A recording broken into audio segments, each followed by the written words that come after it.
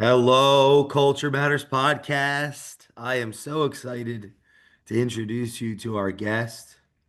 Before I do that, here is a quote just for this episode.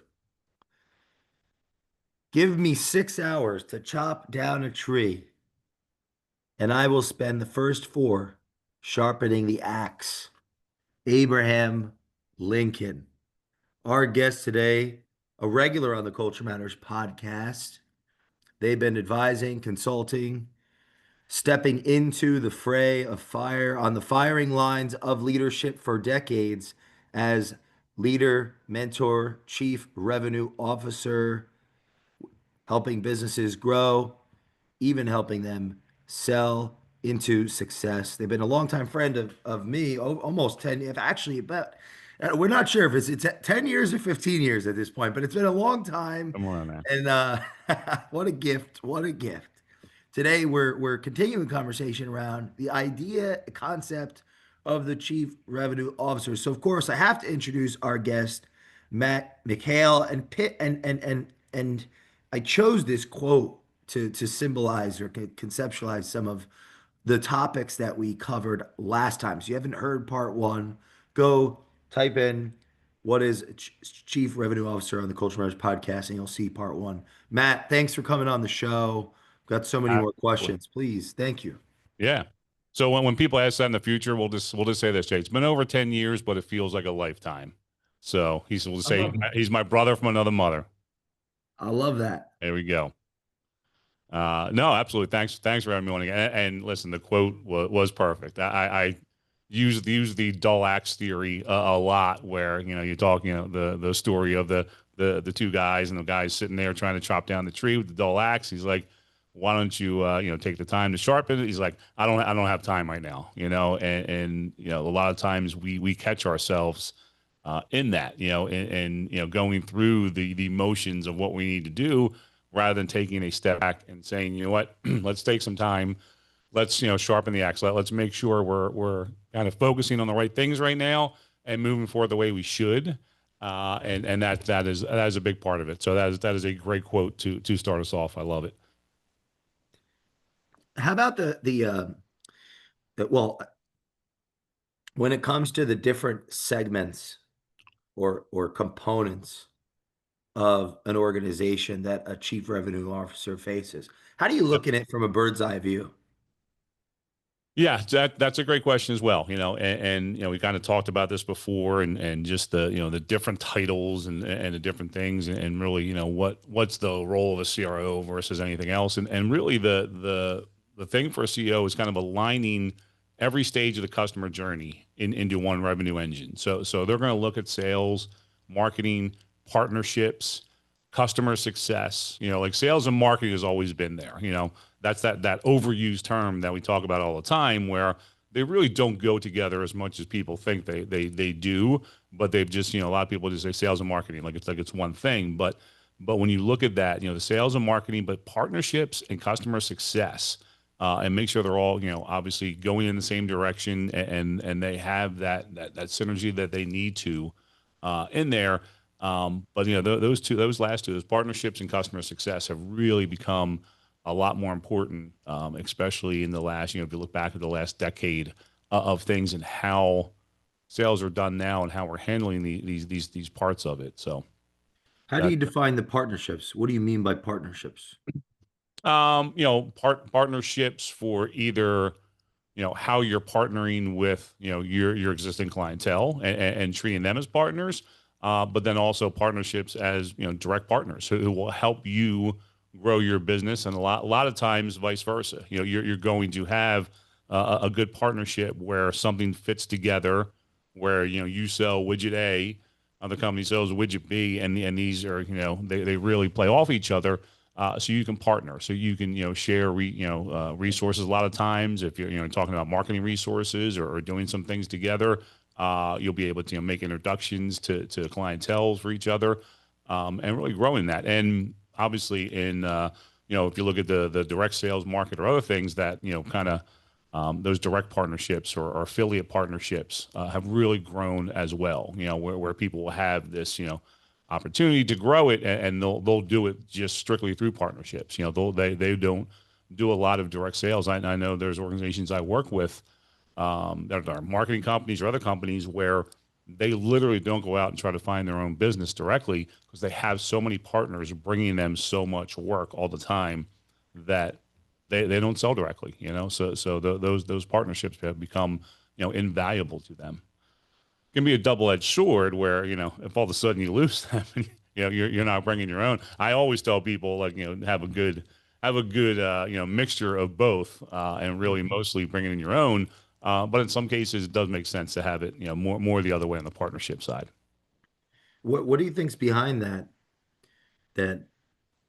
affiliate model or that It's just, partnership it's model? Is it yeah, it's technology? Is it culture? exactly the accessibility, the technology, just the way things are set up now. Where you heard even a decade ago, hey, you can work anywhere on your phone, and kind of, when you look at it, then really you can you can really do a lot more now.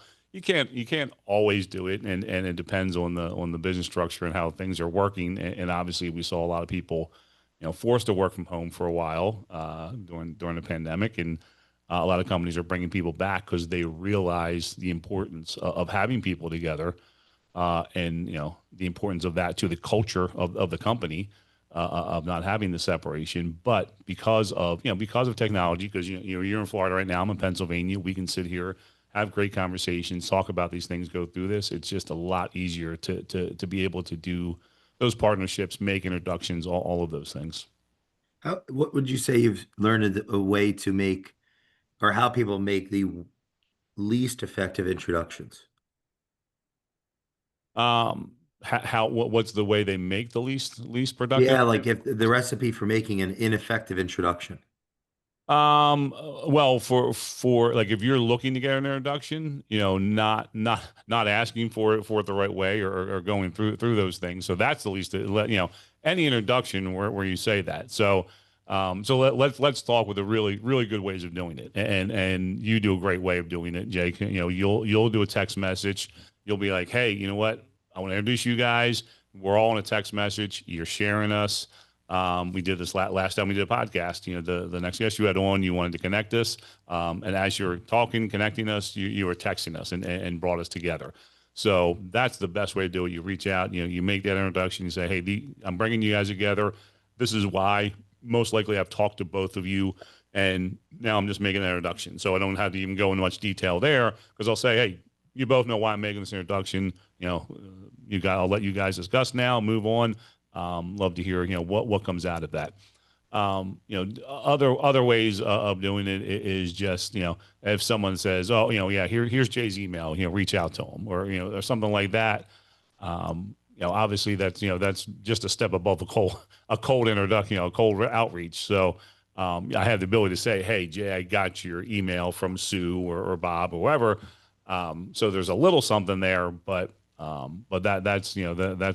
worst one is always, not asking for that, and there's a way, and a lot of people don't understand this, of growing their business through referrals, and they think it's just asking for a referral, and it's really not. There's a lot you can go into build, because it's about building relationships and having that relationship to the level where, you've read the book Raving Fans or something along those lines, where you have a raving fan, where you have people that, they're going to make referrals. They're going to, because, no, listen, everyone's got their own, they're doing their thing, they've got their business and everything.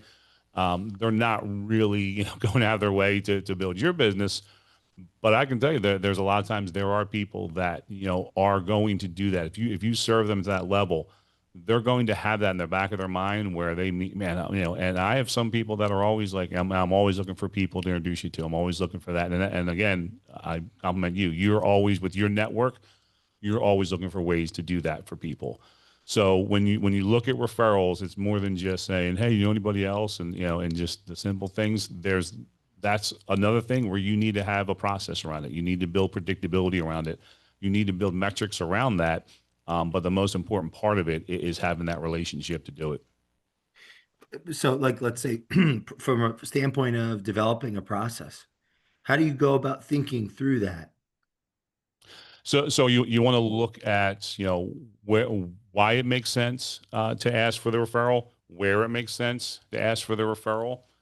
So if you look at your sales cycle, everybody has different sales cycles. For some people it's one and done. Like you buy the widget, you got it, you're happy. For some people, it's like no. So if you're getting a CRM and you're going through that process, anyone who's ever gone through that or any similar system, there's a lot in the setup trying to get it from okay, great, sign the dotted line, you've got it, and now having to go through that whole process of getting it to work for you. So whatever it is that your company does, you want to look at that sales cycle and make sure you're going at it at the right time. You're asking for that referral when you know that it's at the best part of that relationship where things are great.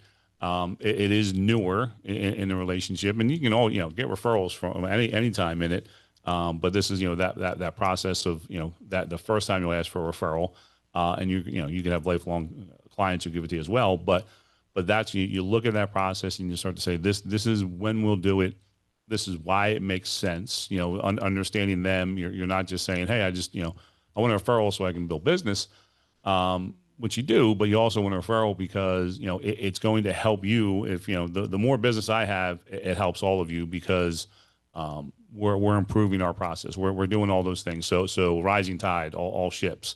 We're helping all our clients for doing that. So you're showing them why giving referrals will help. Not only that person, but you.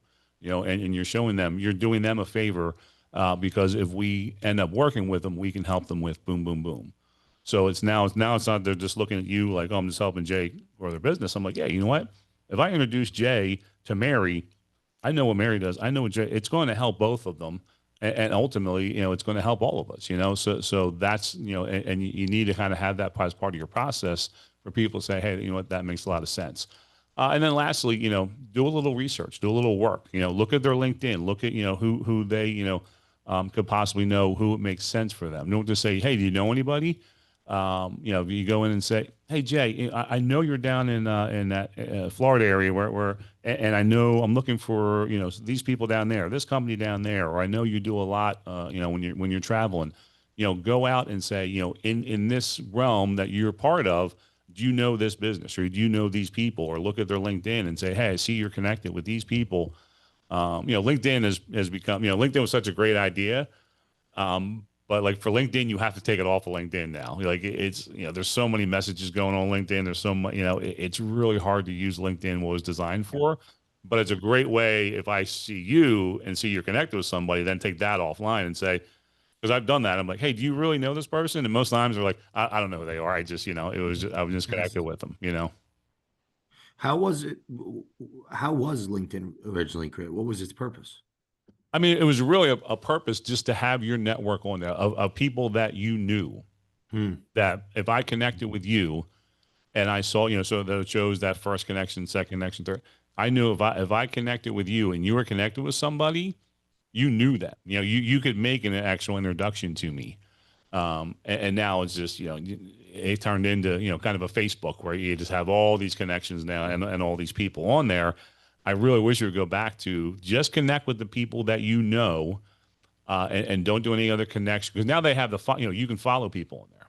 So they Yeah. actually could do that and say, you know what, let's clean up all your connections to actual people Well, that we could you do know, that now manually, and couldn't we? everybody else could be a follow. You could. I'm just saying like overall, like, and then if if they The were able to culture go of back and LinkedIn. do that. Yeah, I think the genie's out of the bottle now, but if they were able to go back and do that, or if they had the forethought of saying, look, make your connections actual connections who know you. Anybody else can follow you.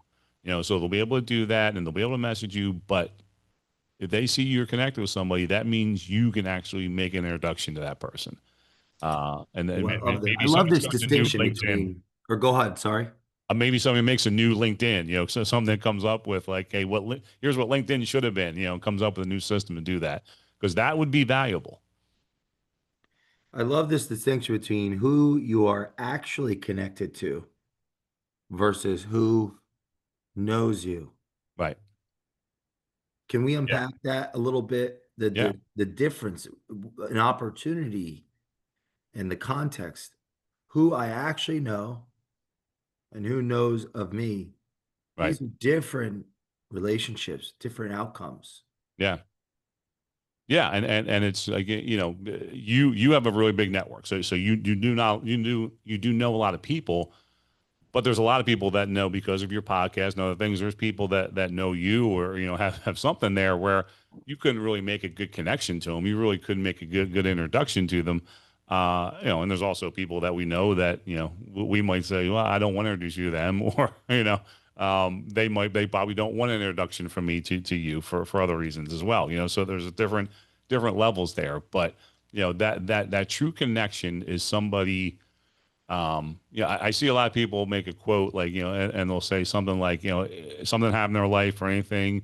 Like, if you have any questions, shoot me a text. If you don't know my number, that means we're not friends anyway. It's a good way of looking at it. So if you can't really take something offline, how strong is that connection? And I encourage people, especially people that are younger, take these connections, take these relationships offline, take the connections offline, have other way, get someone's phone number, get some, other ways of reaching out to people because people might leave their job or, do different stuff. Some people might, most people take their mobile numbers everywhere now, but some companies have it where, What then they lose all their connection, their numbers and everything. And I can't reach anymore. I want your analysis then on the Culture Collaborative Yeah. on September 3rd. I intentionally wanted to get together people. Great event. Yep. Uh, 6 of the 50 had not been on the show. Right. So Are they going to be? Now I know one person was there. You guys have tried multiple we're times, hunting them and down. something You always hear pops that? up. Yeah, something always pops up when you do that. But yeah. But most people have, yeah. But again, taking that offline now, because even when we did, you did the New Year's Eve thing, being on with multiple people, that was great. We at any given time there was 4 or 5 people on here, and we were all talking and sharing together. But actually being in the same room with people, being able to hug on them, being able to talk to them, being able to share that face to face connection, eye to eye, and have it's a game changer. It really is. So. And that was the big, if you look at the pandemic, that was the biggest thing that was missed, of those, in-person network. I couldn't wait to get back once things started going, and having those in person. And unfortunately, some people, and we're getting, we're talking about, chief revenue officer, but we're getting into this, I see it in my daughter's generation. Like they're not, they just kind of, they went in where they weren't have this connection, and a lot of them are kind of staying that way. And it's a bad thing to not be able to go out and do that. I see her getting a little more and more, but if you look at that generation, they do definitely do not connect in So, person like, as much do as you mean in the sense that if we're standing next to each other, whether it's in an elevator, a subway, or even at a networking event or at a gathering, a communal gathering, a wedding, a funeral, anything, you could be on your phone with the whole world interacting with your million followers. I could be on my phone interacting with my 2 million followers. right? We're both single. We both say we want our soulmate, and they're standing right next to us, but we're both voyeuring on the millions of followers that we have. We never actually talk, have a conversation. Yeah, We say we want to start a business and we don't have a business partner. We need that investor or whatever the insert we say we would like the sale. yep. Yeah, so I think there's two levels. One, for them to even go out, into person, going to networking groups and those other things. And then the two is once you're there, is doing that and having that, in those social settings, being able to have those instead of being on your phone or doing those things. What's the point of having a million followers if I don't have any You flesh don't, and blood don't bodies following me right, or that I'm following right. both? What's I the guess point? I guess ultimately it depends on what because if we look at it again we look at it from a revenue standpoint, you can have all these followers because you're building revenue and you're able to use that and leverage those numbers and build those things. But from a relationship standpoint, and again, this goes back to that, Now, just getting out of the sales part of it and going into the partnerships or the service or the relationship building side of it, where we know, hindsight being 2020, when you look back and you look back in business and everything and just seeing these relationships that built over time, that there wasn't an immediate, you're not going to make money from this person. There's not going to be a sale. There's going to be something, but that relationship that was built paid off for both of you in so many different ways, over the years, so those, being able to build that and just building relationships in general, that's a skill, so doing it with anyone you can any given time, regardless of if there's anything in it for you or not, just sometimes build relationships just to have relationships, just to, see people that, when I go to these different networking events and things I go to, there's people I see all the time. I love the saying, man, we have great conversation and everything. We're not going to, there's no business connection there because we're in two, totally different worlds, but that's fine. We can certainly make referrals to each other if that, that happens, but we get to hang out, and we get to have a good, or not working relationship, a good relationship, just run into people and having the joy of their company for like an event that you had or other things. how about customer success? If you could speak to retention, and then you could also speak to upsell, upserve. Yep. Yeah, I mean that is, and again, depending on your business model, there might not necessarily be an upsell. You might just have this, well, if you have a SaaS model where it's a continued relationship, obviously you want to have that relationship there. It's very rare, very rarely do you have. I really struggle when I talk about this. Like, is there any like one and done sales? And I don't think there are. I think sometimes the auto dealers maybe looked at it that way, but that, now you're like, people know, build a relationship. You're selling to, generations of families and doing those things. Even if you're selling, oh, I came up with this T-shirt and I'm selling it. You still want to have that where you build that because you might come up with a different thing later, and you might come up with another product later. So building that, and again, because of technology, because of where we're at with everything, it is so much easier to build your database and build those things. But I think you really need to look at it from, when you do that, how do you service those people too? Even if it's a one or done. If you're having that ongoing relationship where, your sales and what you sell to somebody, they always, you continue to have that service. That's a huge part of it.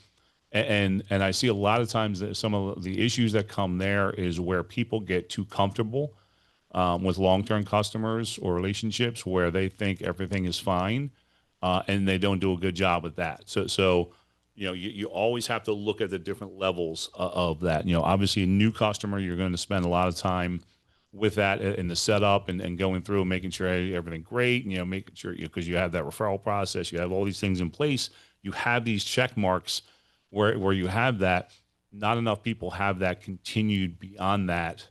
And I see that role becoming up more and more. We worry about AI taking jobs and doing those things, and I'm like, you know what? It's fine. Let AI take this job, because then you can take that person and put them into a more of a relationship building role in your company that you don't have now, because you overlooked that. So now use technology to get rid of some of the stuff that it can do, and you can easily do that and have people do the stuff that AI never will do. Build those relationships, get into that, spend that time, understand who those people might know, and doing all that research and doing all those things. AI can't do that. That's a human. So I get a lot. Will AI change the CRO role? Will it change all those things? And I think it could. I think you could look from some shift of managing people and quotas to more of orchestrating systems and doing some of those things, because you have that part of it, but you can't lose the people part of it. So you're gonna add some of these things over here, but you still need to do that. And like I said, you have good people, you keep good people. You find other things for them to do, and from a culture standpoint, you say, what, we can do this. I always say to people, don't look at like AI. Oh, what can it replace, or what can we can get rid of this? No, look at what, this great team that you have now, and you bring in this great technology. Now think of the things that you can do, those next levels, those next steps. And I think that's a big part of AI is, okay, great. Now I've got this system in there. Now I'm doing this. Now let's talk about with that time that you saved and the things that you don't have to have your people doing over here. What can they do? And that's that next step of figuring those things out and really doing that. So all that is part of that service end of it, and is part of that. So it's becoming a huge, huge part of companies and the overall revenue model for sure. If there's one thing that you want our listeners to chew on, reflect on, and then move into action on when it comes to the idea, the philosophy of the chief revenue officer, would that be? Um, build a growth culture. I'm on the Culture Matters podcast, so I'm going to say build a growth culture. Data driven, customer first. Collaborative across all parts of your company. A culture of growth, a growth mindset, a growth process. All those things in it. How do we continue to grow as individuals, as a company? Grow our revenue, grow everything. Just an overall growth culture. Because if you're not growing, that's a problem. If you're listening to this episode, I challenge you, go listen to part one. Shoot, type in Matt McHale on the Culture Matters podcast, and you'll see a foray of very powerful, thought-provoking shows: leadership, artificial intelligence, real intelligence, the Covered, combination of the covered it two. all. Yes.